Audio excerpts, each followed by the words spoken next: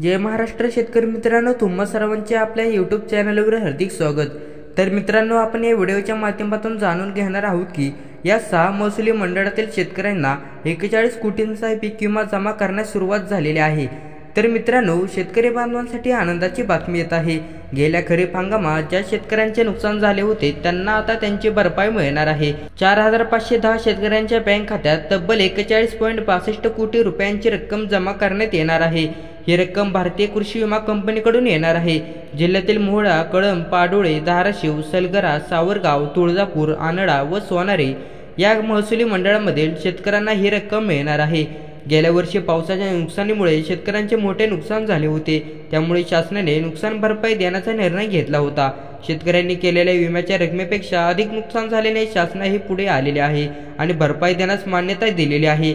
नुकसान भरपाईची रक्कम शेतकऱ्यांच्या बँक खात्यात थेट जमा केली जाणार आहे। यामुळे नुकसानग्रस्त शेतकऱ्यांना दिलासा मिळणार आहे। गेल्या वर्षीच्या नुकसानीची भरपाई होऊन त्यांच्यावरील आर्थिक ताण कमी होणार आहे। शेतीसाठी कर्ज काढलेले शेतकरी ही रक्कम वापरून कर्जाची परतफेड करू शकणार आहेत।